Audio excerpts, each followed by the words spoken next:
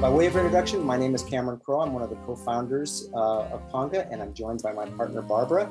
And so I think we'll get going. Welcome to the October session. We're really excited today to have you here. We've got a really exciting topic around storytelling and a special guest that has some exciting best practices to share and some experiences she'd like to relate. Okay, great. I'm going to turn it over to Barb to introduce our special guest and talk a little bit about some special offers that we're going to have for you today.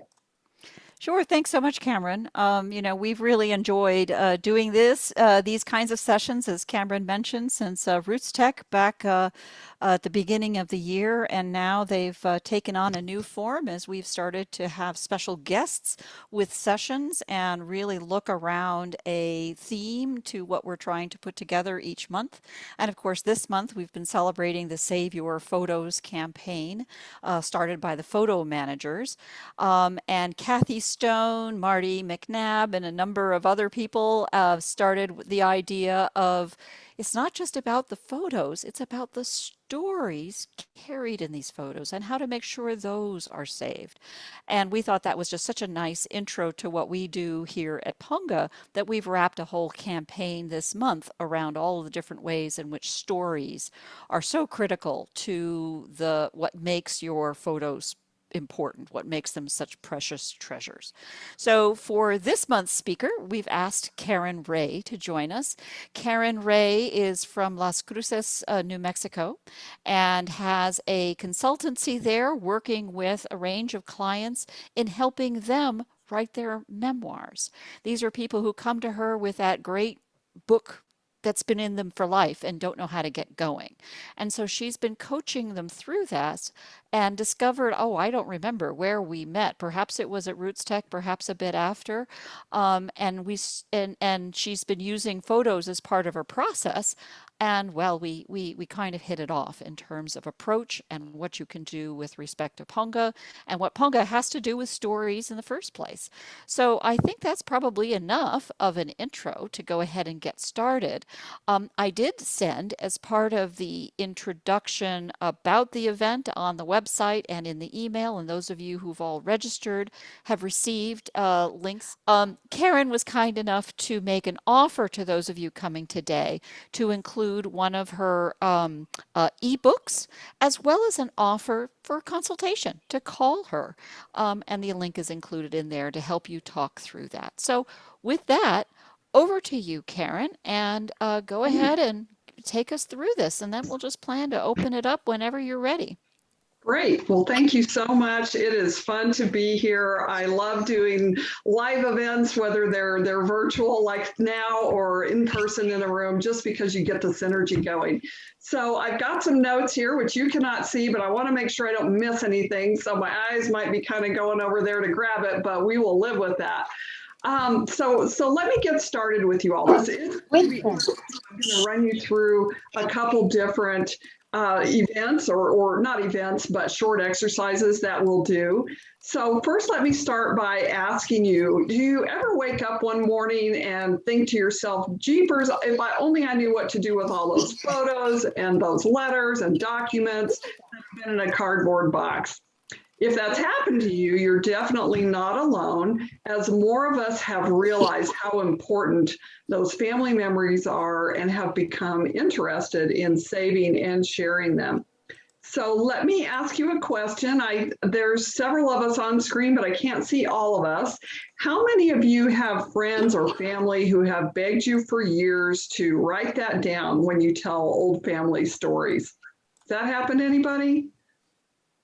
Yeah, I think that's a pretty universal experience. Or we might be the one that's saying to an extended family member or elder family member, you should write that down. You tell great stories. We don't want to lose those. So I am going to give you a few quick tips and some ideas for enhancing your story gathering efforts with your family. That's really what I focus on. By pairing stories with your photos, images of your letters, and keepsakes in this interactive Ponga digital platform, you're going to have memories flying back and forth across the country, around the globe, and then that's where the fun begins. And you have options once you get your stuff in there. So think back to your family stories. Don't they often begin with when I was little, or when I traveled to X that summer, or maybe remember when we lived on the ranch or in New York City or on Possum Trot? Many writers have used that theme of when as the main structure for their writing. So when is just one of the 5 W's that you might remember long ago from English composition classes. It was drilled into my brain as a journalism student years ago. So the other 4 are who, what, where, and why. They are your friends. I like to refer to them as the 5 keys. So they are the perfect guides to help us tell the stories behind those photos and documents. They really serve as a framework to help us cover most of the bases when we're trying to crowdsource the facts and the stories from our family's collective memory. You might be surprised at the feedback others will give you about those photos when you help them run through those 5 W's for each image, and it'll help keep you from forgetting something critical when you're going through those photos. So those keys really act as prompts, and they're going to help you add details. They bring in other relevant information in the form of documents, news articles that relate to your time period or your photo, background info on historical events happening at that time. Those photos can also be an excellent encouragement for reluctant storytellers. Anybody have some of those reluctant storytellers in your family? Yeah. It's kind of like the old cliche is so true, like pulling teeth. It's almost as painful to get something out. So you've already learned that not to ask yes/no questions, probably, and different ways to draw out those stories. So be ready for them, because when you start using those photos to prompt their memory, you want to have either a digital recorder or your cell phone with a trusty recording app on it. One way for you to affirm those you love and help them to recall those memories is to put on your friendly journalism hat and ask them a few questions. People are usually delighted to relate stories of a specific time in their life when they get to choose that time, and that's a good spot to start. So you can start by asking, what age was particularly special for you? And you might go through something like a day in the life type questions around that time period and touch on those 5 W's that we talked about. Sometimes memories around holidays can be a very good icebreaker entry point into a storytelling session with your family. See where the memories take you.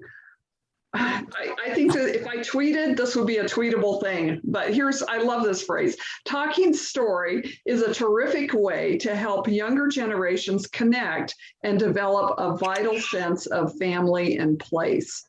And so I tell people that a lot. I don't tweet, so there you go. If you do, toss it out there. So whether you're inviting people to add details to your Ponga albums, or you're doing an oral history interview that's maybe a little more formal, you can gather stories of family at a family reunion. You can encourage storytellers to include sensory detail as they relate anecdotes or provide even identifying facts. They don't have to be dry for a photo. You can add some life to that. For example, and let me pause right here because you all are going to need a photograph. So if you don't have one that you can see, or pull one up on your computer or grab off a shelf, you're going to need one here in just a second. So grab a photo or get an image of it in your mind. It'll be better if you can actually look at it. Okay, everybody got something? We're working on it. All right, so look at that photo. For example, do you associate a smell or a taste with that image? Maybe it's the feel or texture of something. Let me see if you all can see that. A photo of children on the farm might evoke several senses as you think about thick wool, fresh scrubbed kids, cold watermelon, wet sheep, Or the sweet smell of sun-dried hay in a dairy loft barn, like this one of my favorite photos.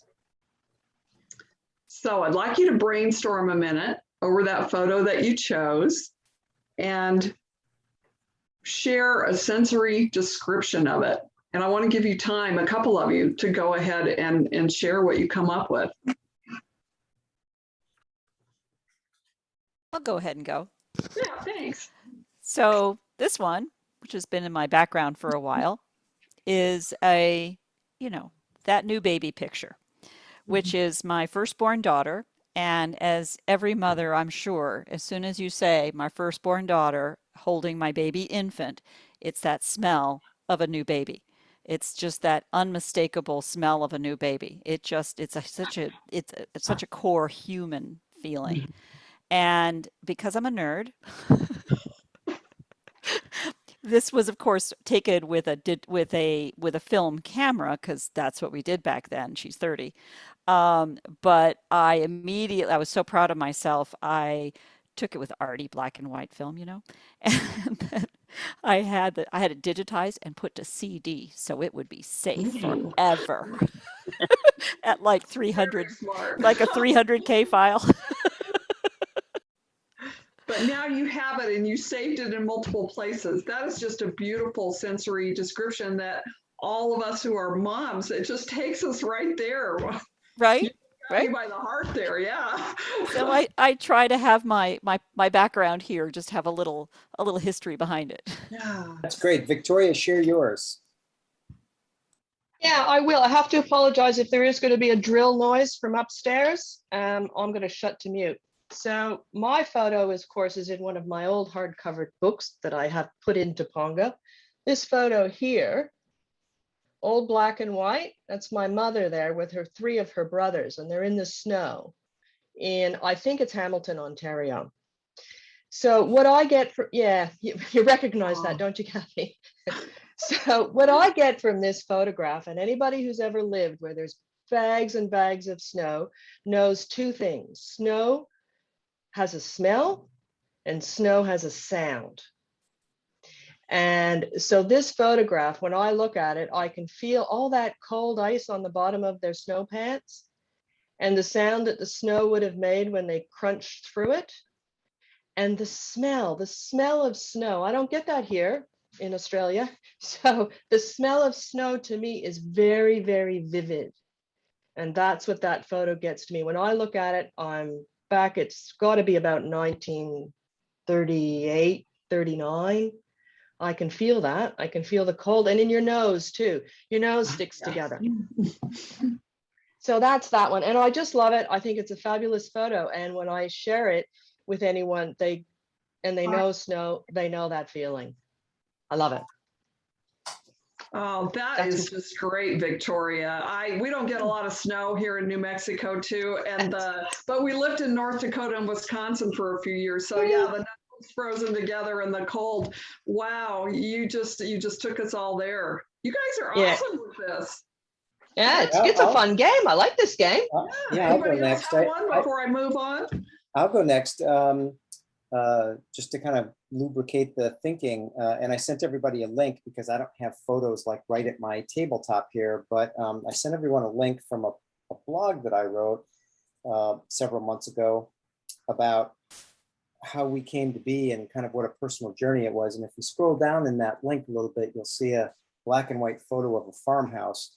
And Karen, you and I, we probably could share some interesting stories, especially from, God, I always forget this, but goose trot or whatever it is. Yeah, possum trot. Possum trot, right? Yeah, so that house is on Mud Road in Ohio. And it's the same kind of thing. I mean, the smell, sitting on the porch in the evenings in the summer with that thick, humid air, listening to the buzzing of the flies, seeing the fireflies, and smelling the homemade ice cream and that sort of thing. But the thing that always got me the most, if anybody's been on an ancient farm, is that squeak when you open a screen door slowly and it squeaks, and then you open it or let it go and it snaps shut. What? And then somewhere in the background, is a grandmother, an aunt, a mother, or somebody yelling, "Don't slam the screen door." And yet that happens 60 times a day, right? So that always brings me back to that part of my life and spending summers on farms, and it has phenomenal kind of emotional reactions for me. Mhm. Oh, that is great, and so many universal things within that we can relate to. So fantastic! See how fun that is? That's really a neat exercise to do with your family. It looks like Kathy might have one to add as well. Okay, yeah, let's do one more. Okay. I would have to share my screen to actually show you the picture, but I'll just describe it to you. So this is one that I just took the other day, and it evokes sounds to me. So it's a picture of a sweatshirt. And on the sweatshirt, it's a sweatshirt that was made for my mother, who's long gone. And it was made by my cousin, and it's her two kids who were probably around 10, 12, and my two twin boys when they were about 1 year old. And it's probably the four kids who were most close to my mother. But looking at it, my kids are sitting on they have those little train things you pushed with your feet. And I can hear them banging them upside down because my kids thought that you should actually not wheel them, but jump them around the room. That's when you have twin boys.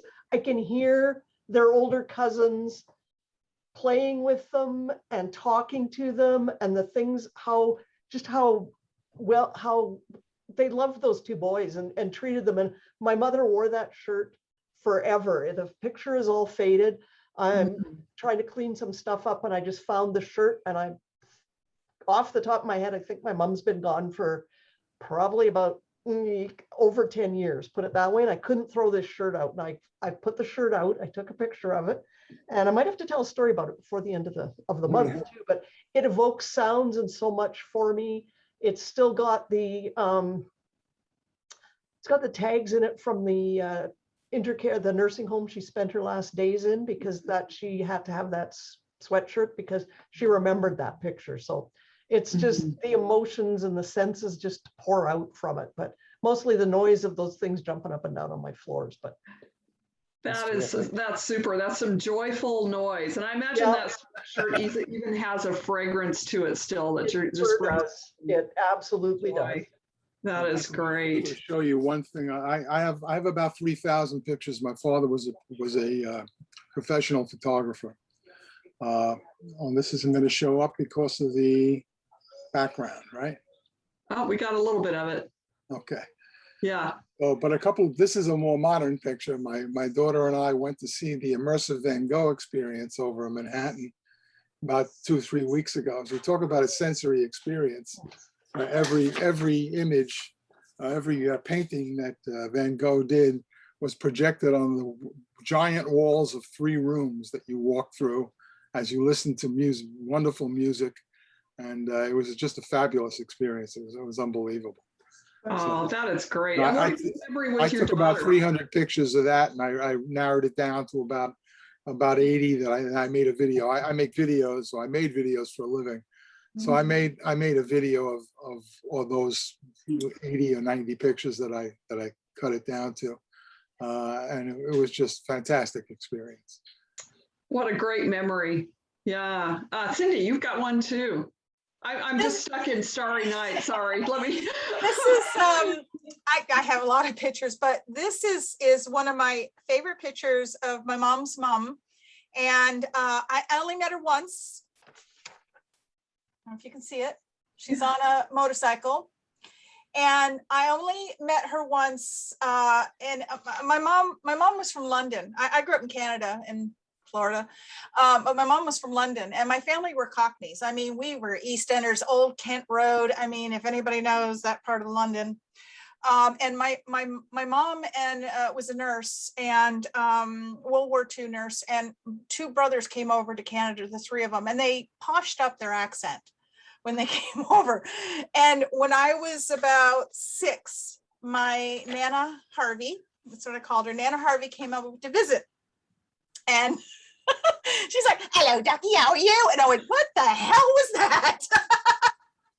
And she was such a Cockney. And I actually there's a video. My grandfather was a politician, and there's he was Cockney too. And there's actually a video of him, and he had the heavy accent, but she was a party animal, and you can see it. And my grandparents actually went through a nasty divorce because, I think there was another man, there was another woman, she got pregnant, it was 1945, but she was a party animal, and you can see it.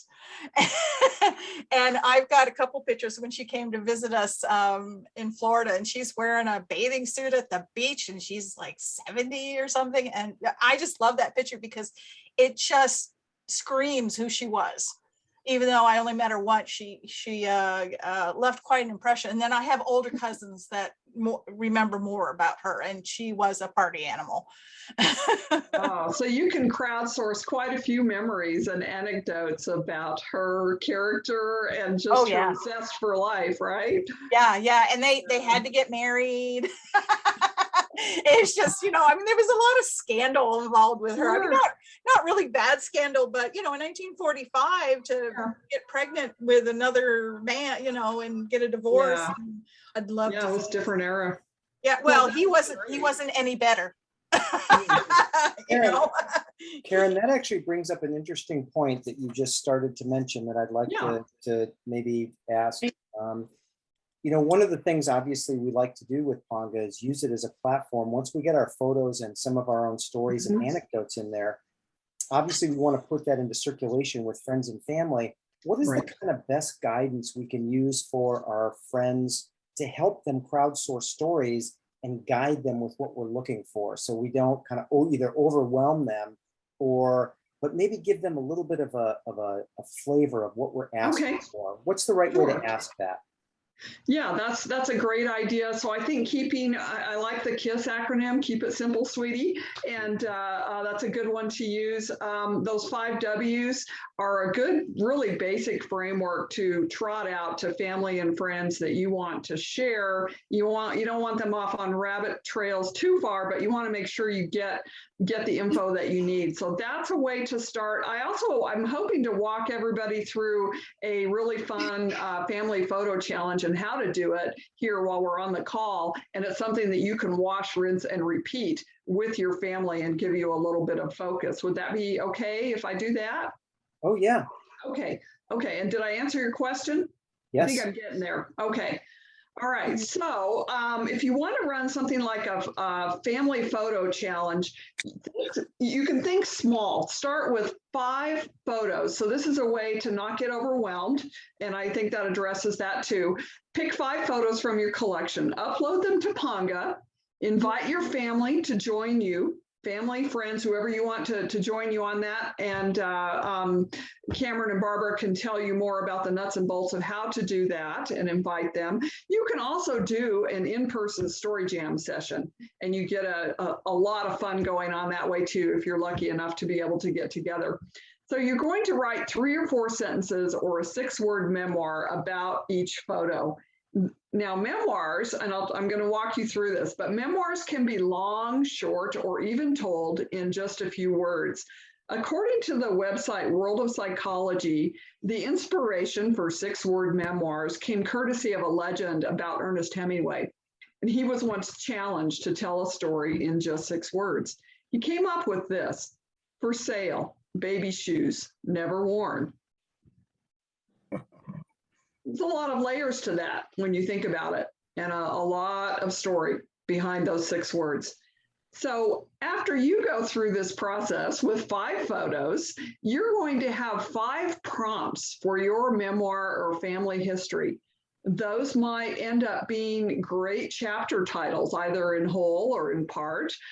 You can develop those 6-word memoirs further by digging down into the 5 W's that I talked to you about and adding emotion and context to that, as well as those sensory details.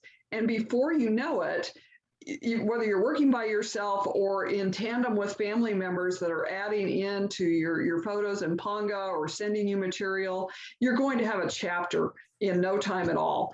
And those, guess what? Those add up to a manuscript that you can then publish if you choose to later and have a tangible product that you can hold in your hands and enjoy. So we're going to actually do this. So grab a photo. You can use the same one you pulled out before. You can use another one if you like. And Cameron, I don't see Barbara. I assume you're both on. I'm not sure who's managing the time, but I'll try to track it too. So we're going to take 3 to 5 minutes to do this fun little game. And I'm going to give you a minute or two to start with. Take your photo. Everybody got a photo? I'm assuming you've got one handy, or maybe one you're even thinking about if you can't put your hands on it. And what I'd like you to do, and by the way, I locked the English comp editor in the closet, so you do not have to worry about punctuation. You don't have to worry about spelling. She's not here for this. So start by brainstorming a list of words associated with your photo. And I want to give you about a minute and a half to do that.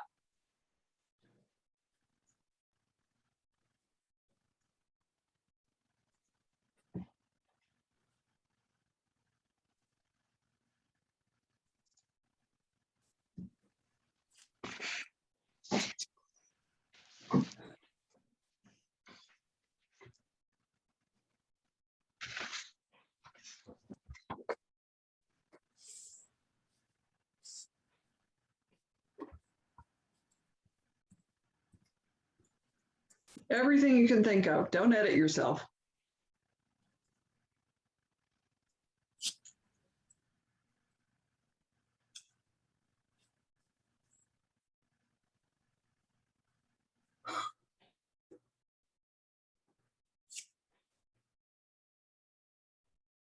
Okay, about another 30 seconds.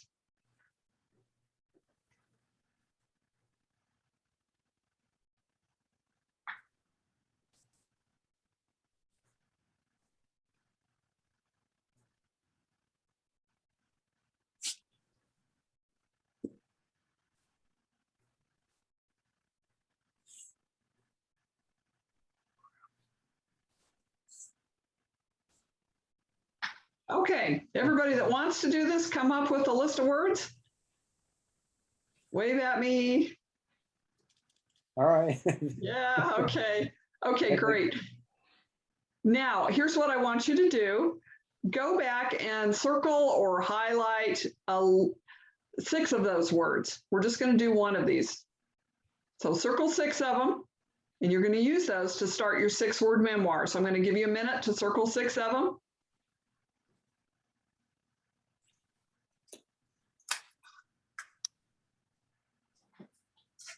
Wait, James, what's the difference between Earth humanity and Earthly? I'm sorry, can you say that again? I think we're okay there. I think that was background noise. Okay. Okay, so I'm just going to sort of segue into the next step. After you've circled 6 of those, go ahead and combine them. Write down several options, just fast write, free write, combine those words until you hit a eureka, that's it moment. Don't overthink it, have fun, and we're going to come back together here in another minute or two, and you can share.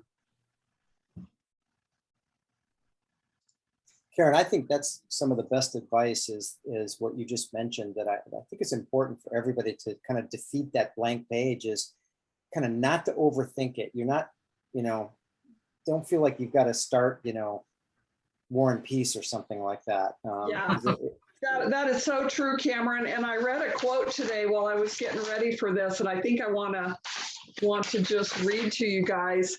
Robert Collier, I don't know who he is, but he said, success is the sum of small efforts repeated day in and day out. And really your Ponga projects, your family history projects, they are that. Start small. Get over, like Cameron said, get over the blank page, and just once you open the floodgates to the memories and the stories, they will come, and they like to hang out together. So more will come.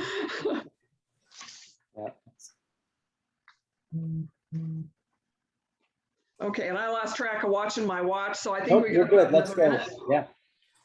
Okay. Give you all another minute.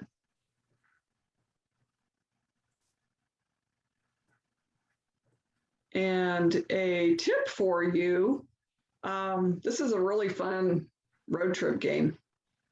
All ages can get going on this.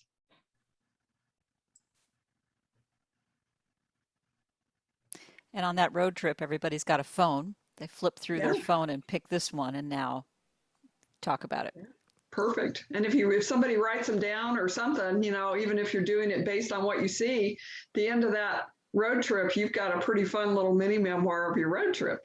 So Yeah, I'm always fascinated too. Not only, you know, it's fun when you're generating memories around an individual because people have a tendency to remember people in their own way.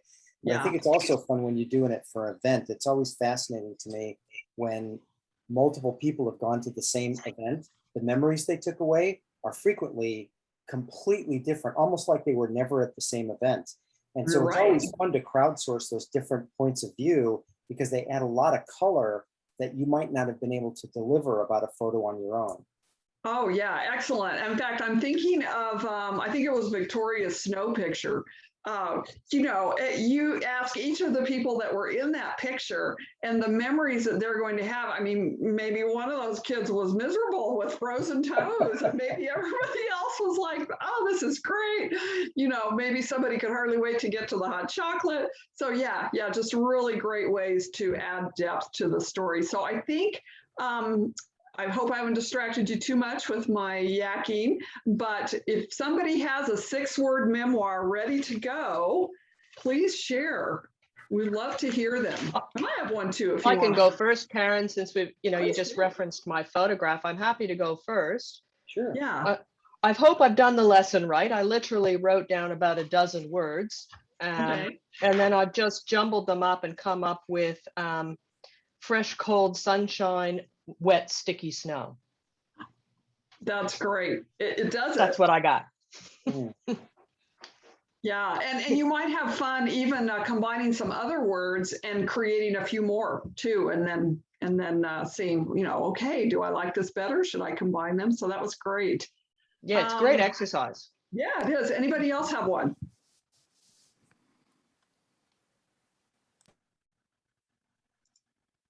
Okay. Did you raise your hand, Kathy? Yeah, I wrote, again, my picture of the sweatshirt. I wrote down cousins came to, or what am I, sorry, I'm telling you the sentence or the words? Whatever you came up with for your, it may be a sentence or just a phrase. Okay. I said the cousins came to visit the boys for their first birthday. They got the toys for their birthday. Their Auntie Maureen took the picture and made the sweatshirt for my mom for Christmas.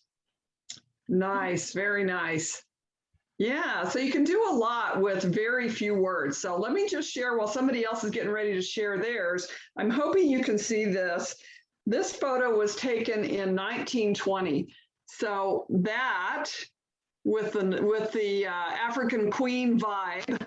Oh, that's great. Yeah, my memoir for that is my great grandfather. So I've got Adventurer Jesse starts family outdoorsman tradition. So my family's kind of like Pacific Coast rednecks, for lack of a better word. And we married the Southern, you know, folks over on my husband's side. But yeah, he was a towboat operator on the Columbia River. And so I love that picture. It's kind of faded, but I've digitized it and restored it a bit. Anybody else have one? Lisa? Yeah, I don't know if you can see this very well, but the glare, but it's my two boys. Sorry, I'm not good at this. But I wrote cheeky boys giggling during the Christmas holidays. Oh, I like that. Cheeky. That's like really adorable. Yeah, I like that word. Yeah. I love how this exercise can generate sort of no rules haiku. Yeah. Right. And just get there. You know, I think you're right, Barbara. Yeah, and I'm a poet, so you know that's why this resonates with me. So yeah.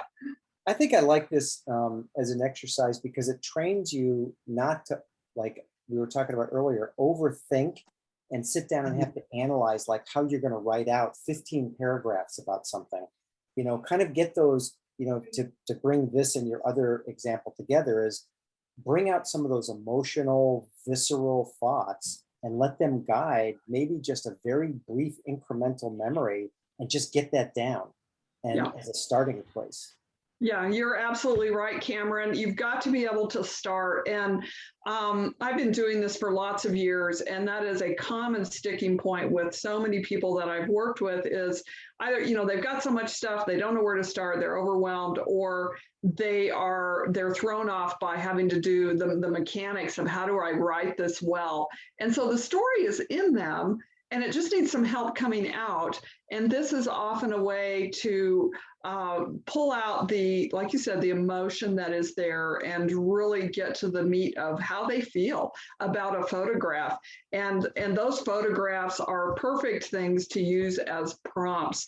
So let me go ahead and move on with the rest of this. And then maybe if we have time at the end, people can share some more of their memoirs, their little ones that they wrote.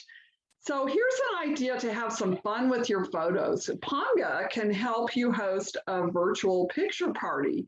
You could crowdsource the stories with your family and have everyone write their own brief anecdote or memory, or you could keep going with the 6-word memoir theme.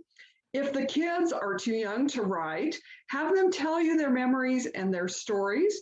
Then you can jot them down, or they can even draw a picture of the event. I've done this exercise with 1st and 2nd graders, and it's a blast.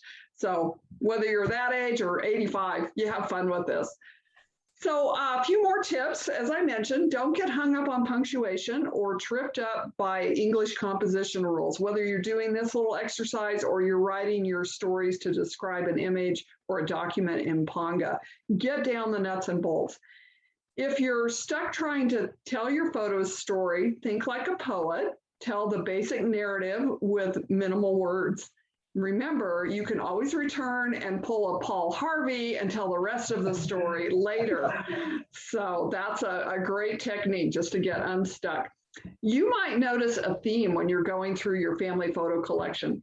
So you could explore that in your stories that you include in your Ponga album. You might even want to try something like creating an entire album devoted to a theme, family vacations or military service, pick one, life on the farm. You can develop that theme further into a physical family history book or a memoir if you want, and you have all of your sources stored there in Ponga, and it makes it easy to just get everything in one place. It's your digital memoir box. So for example, I might create a themed album, including lots of horse pictures, because was kind of me growing up. So my 6-word memoir might look something like this: lifelong relationship with large hairy equines. So a theme or something fun to do with that. You could do that with your kids, something that they're just crazy about. You could make a themed Ponga album and a book out of that. So here's a bonus idea for you. Take what you've written for your 5-photo challenge that we just talked about.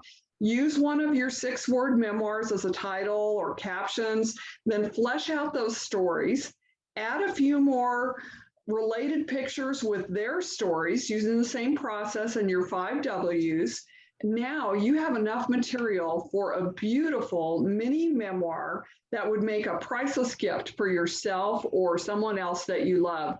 You can put all of that, work on your computer, pull your content from your Ponga, toss it into an online photo book creator and arrange it till you're happy. And before you know it, you're going to be holding a physical book that you will just cherish. And it's that simple. So that's a way to sort of use both tools to create something for you or yourself or your family. Another option might be for you to create a longer memoir or a family history. And now I think many of you are involved in that type of longer work as I am. That word memoir can seem daunting just by its perceived scope, but really a memoir is basically just a story about your personal experiences. It doesn't necessarily have to be the story of an entire lifetime. You might focus on childhood, memories of life in a particular place, one decade, one day, life in a particular community, you know, growing up in the Bronx. Or your family histories might be a lot more involved, but they should still have some type of theme. So I once shared some of my experiences about my kid brother and I trying to fly with sheets during a New Mexico windstorm with a bunch of grade school kids that I was teaching memoir and trying to get them engaged with it. And they loved it. Now, if I had a photo of that, that would be the perfect story prompt and might be the basis for my memoir, but alas, I do not have a photo. So to sum up, what I'd like you to remember is start small as you begin using images to help tell your family's story. Sometimes we can get stuck in going through the stuff so much that we kind of run out of gas to tell the story in the pictures. So make sure you make time to start telling those stories too. Pick a few photos, letters, recipes, journal entries, and write about that content. Look at the content and use your imagination to look at it and say, which of these grabs me by the shoulders and says, tell me more. Write about those first and use those sensory filled descriptions. Ask that image questions. See what it tells you. Sit with it.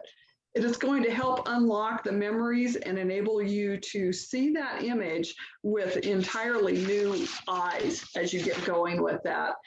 So when you take time to sit with each photo and listen to the story, you might be surprised at some of the memories that surface. Author Dan Miller once told his son, "I trust the legacy I leave will go beyond people just remembering my last name."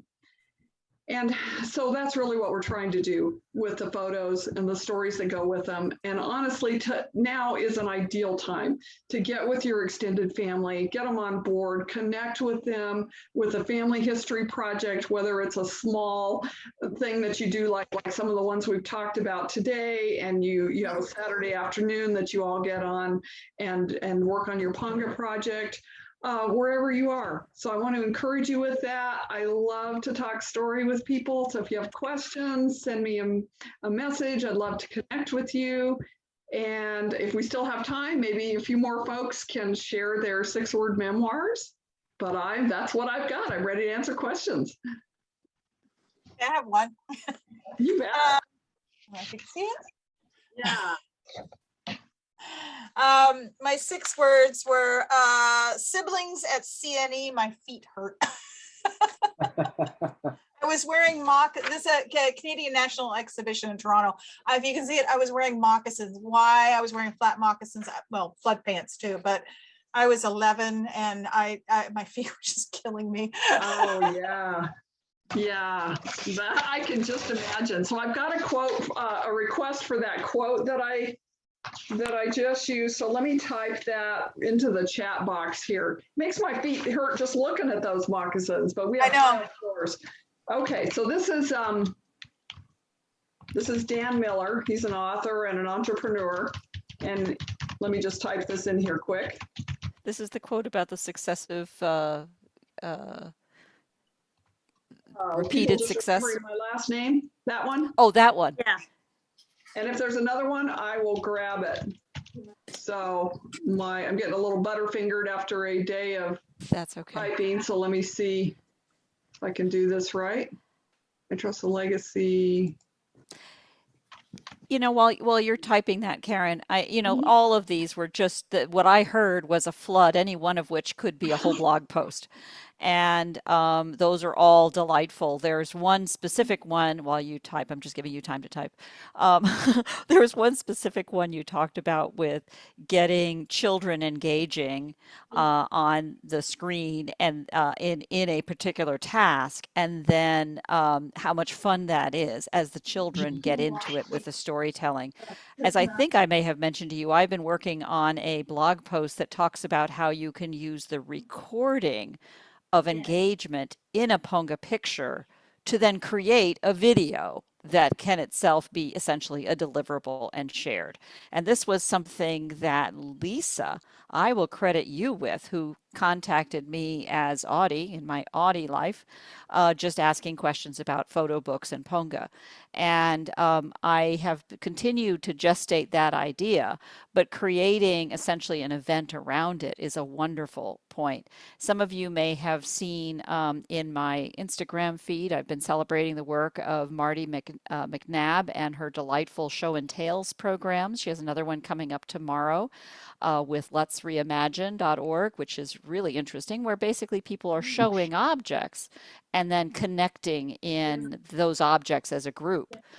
Ponga creates a uniquely transmedia way to do that, if you'll pardon the expression, in the sense that because the picture starts out digitally, and ironically here we haven't been doing that because we're just trying to skip back past that to talk about the story process. But when you wrap your head that that's how you're going to do it and then get people engaged that way, you can just zip past even the Ponga specific engagement parts because the video is your artifact. In the same way here, we've talked about how after this we'll catch the quotes, we'll catch the details, we'll have blog posts that will follow. This world, it's physical, but it's also digital. And I just love the way you've introduced so many of these. Did that give you long enough to find the quotes?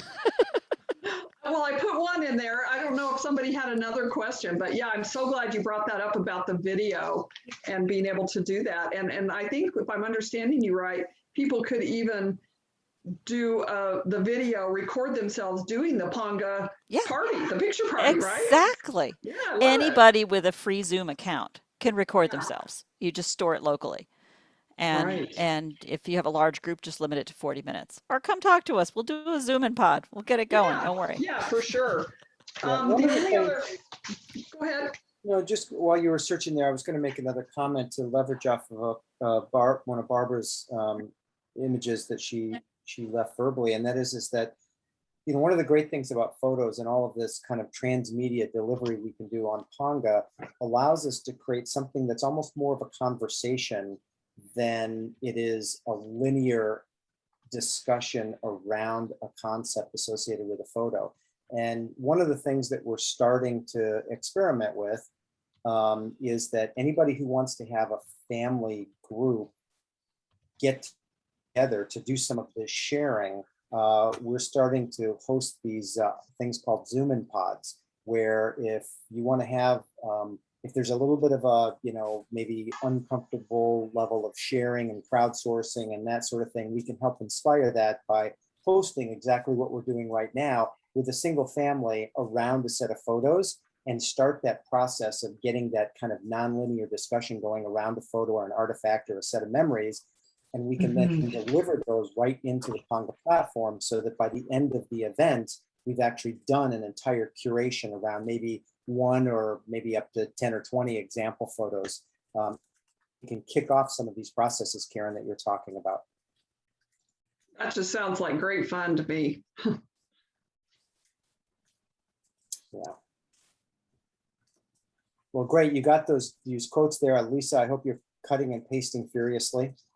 Actually, I was handwriting.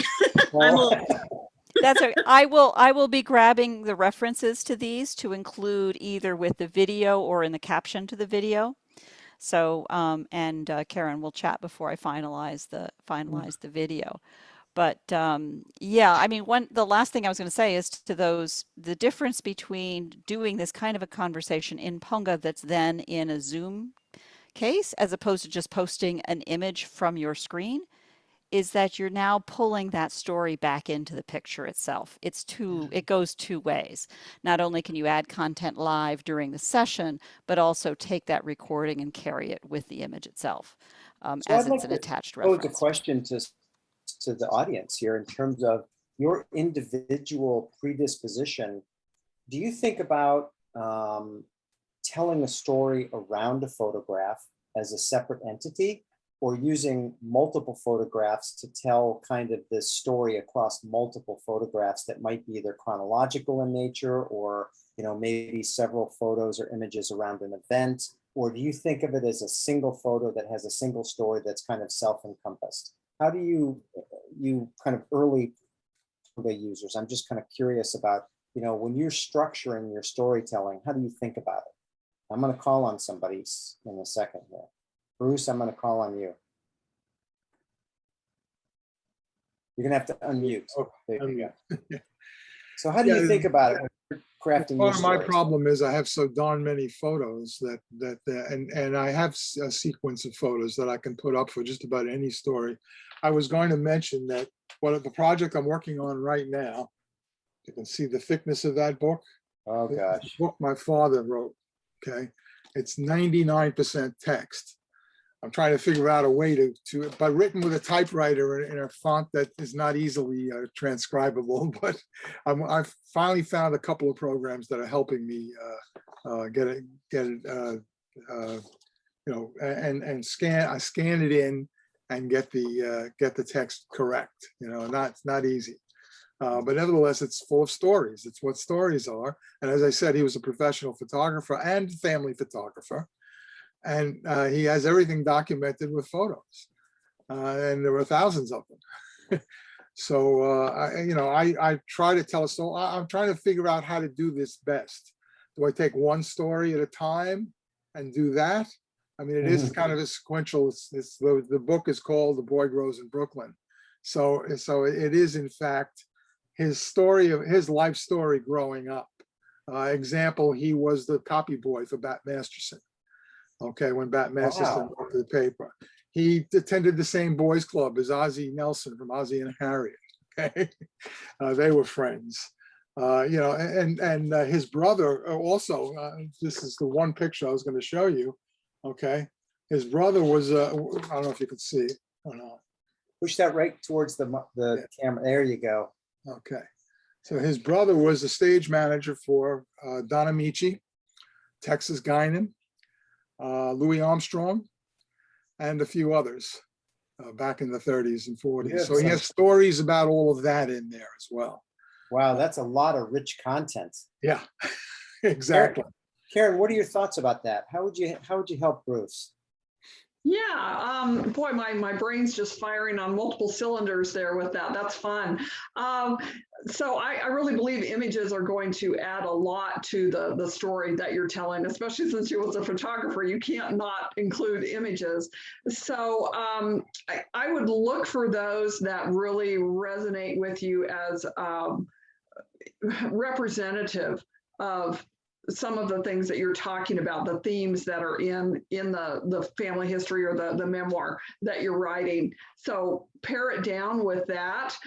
You could even, because you can't put full-size images of everything within the book, oftentimes the clients I work with, they're working with anywhere from 25 to maybe we did a more military history one that had probably 75 photos in it. But another thing you can do is make a collage of some of those. So say he has several entertainers that he was involved with. Make a collage of some of that so that you then have that in one image, and then you've got some more space to share that within your book. But yeah, culling down, maybe get a beta reader that can get an objective view of that, see what rises to the top. Great advice.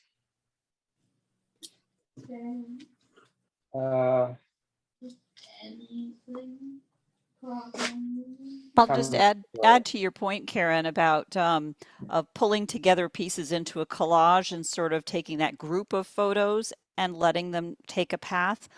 Victoria has kind of been the master of this with her storyboard idea.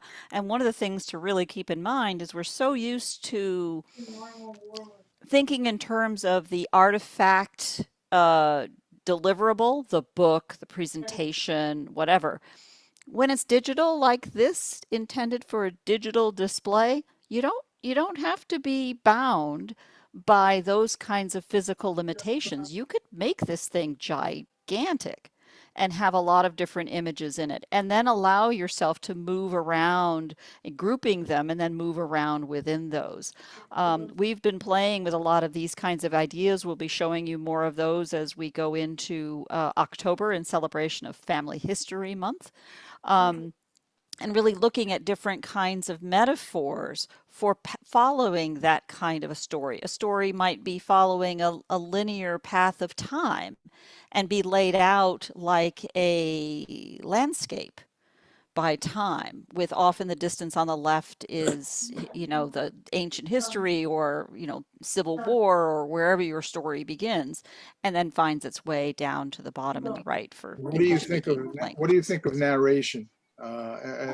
Adding narration to it, is that something that is worth doing, or I think it's wonderful. I think sound and voice and especially any kind of original artifacts that you have, like people who were involved, your memories of stories you were told in your own voice can be incredibly compelling, because as a photographer, you know how the range of fidelity of the human mind to grasp what it's, not just the words it's hearing, but the voice, the lilt, everything. We pick all of that stuff up. We just only have words for a few of them. I Well, agree not only with, that, with but Barbara and Victoria. Having the voice and the inflection and just that human element, oral history is a fantastic tool. So by all means, please talk through some of those. yeah, yeah, that's a really great thing. I mean, I tell a story frequently about my son not having a relationship really with his grandfather, who died remotely. We hadn't been able to see him very frequently, and I would love to have been able to capture my father telling stories about things like what it was like to be a paratrooper in Korean War, so that my son could click on photographs of him in his army uniform and be able to hear in his own voice.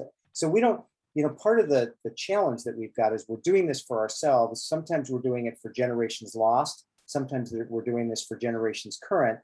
But I think sometimes we don't always think about how this might be used 30 years from now. And I think in some cases, the idea of having voices there, whether it's yours or somebody else's, adds just more depth and emotion to the process and gives somebody the ability to identify more dramatically with the color that's in the story.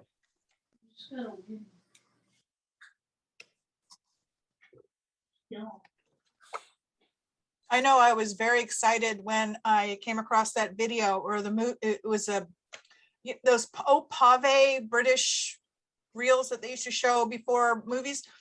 Well, when I did a search for my granddad, and I'd never heard his voice, and there it was, and we were just so excited, because this is a person that was larger in life. I never met him, but I knew that he was, during the 50s, he ran for the Cockney running for the Conservative Party. So he was a little bit of an odd duck, and he ran against Mosley, which, if anybody knows British history, was a big fascist, and he ran against him and beat him. Well, he didn't win, but he still beat Mosley. But it was just, he was the darling of the Conservative Party, so he did a lot of speeches and was in the newspaper a lot. And it was just so exciting to hear his voice.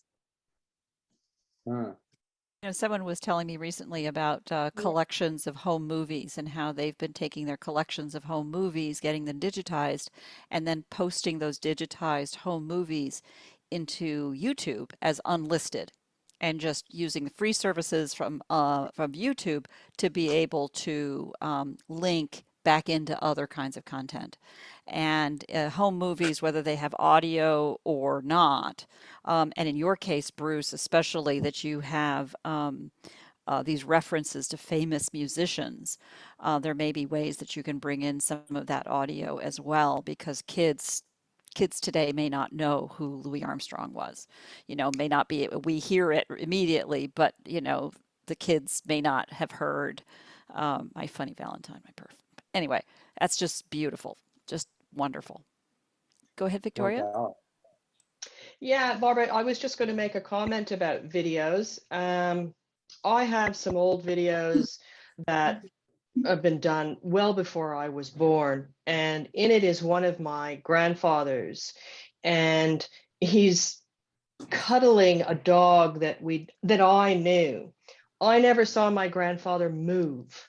Photographs don't move, but this video brings out this human factor in him that I didn't know. And so what I've done is I've put this up, and I can link in Ponga, I can link to the video. I can choose whether it's YouTube or permanent.org. I can choose, I have a website, I can put it there as well. But it's what seeing that video did. The other thing that this video has is the hokiest music in the background that you would ever know, because there was no, in the old Super 8s, there was no sound. So whoever made this video dubbed over this really hokey music, which has to remain because it's part of the story in the video. So yeah, there's all kinds of little ways and little tricks to bring out the emotion behind a story, whether it's voice or video, the written word, your own voice.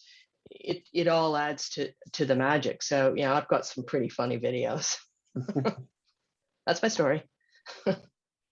And I got in a little trouble by putting music. I did a tribute to one of my professors at the school who had passed away. And so I went through the old books and I pulled out pictures of him and whatnot. And I had worked at that college for 50 years after that. So I had photos that I took of him. So I put them all together into a video, and I know he liked certain kind of music, so I put that in the background, and YouTube said, So they ultimately did let me keep it in there because I didn't make it public. Yeah, But truthfully, exactly. That was an issue. And just a tip on that one that I learned only recently is that in your YouTube Studio account, which is a whole new interface they've added recently, there's a nifty audio tab, which essentially are pre-licensed music tracks that you can use, which has vastly improved my own social media feed, I'll add. But that's a great place to be able to pull those for just that reason. And, you know, as a creative professional yourself, you can appreciate that. Right. Yeah. Since we're not a social media site and it is a private network, generally speaking, you don't have too many issues with things like that. And you'd be surprised the kind of things that you can find. I'm actually, the other day, my grandfather was a minister, a Methodist minister. And he was a tall, imposing guy with this booming voice. And none of my family really have ever heard his voice. And I've just now discovered that the church kept reel-to-reel cassette recordings of some of his sermons, and I'm now trying to figure out how to get possession of, get them digitized and everything else, which trying to get something out of the church turns out to be its own little challenge. But the net of it is things like that exist. And if you have things like that that are important in your family, you can track them down if you're tenacious enough. I'll also add the sweet joy of seeing you know, a relative and then your own family members and realizing that they walk the same way, things that you can't see in movement. You know, you don't see them in a still photo, and yet when they stand up and they walk and they move their head, it's, oh wow, who knew that was genetic, right? Yeah, boy, I've witnessed that so many times, you know. Hi, this is Barbara, one of the founders here at Ponga, with another. How does that happen? Genetics going through. Do you have vintage old footage? Sorry, that's my YouTube. Somebody's gone there. Sorry about that. It's autoplay. I can't stop it. Also, 35% times 3. Well, I was just going to say that adding on to what you were saying, Cameron, is I think it's really important to be thinking about the future legacy of what you're leaving. It's not just about doing it for you and your immediate family, but it's also about the people that are coming in the future. And particularly since our media has become so digitized and there's so much of it, and there's so many varieties of things that you can put together that really bring the stories to life, that bring these people to life in a way that just a mere photograph can't convey. I think it's really important to try and include all those kinds of things because it really enriches and keeps, I also think, because I have younger kids, you know, they may not be as, quote, interested, but they'll be much more interested with a variety of kinds of media that goes along with it. Yeah. That's a terrific point. I think we think of what we can sit down and read a book, and there is great joy in reading the book, but to modern kids, they just expect that engagement. And in Right. fact, it's that combination of things that gives you the strength to pick it all up.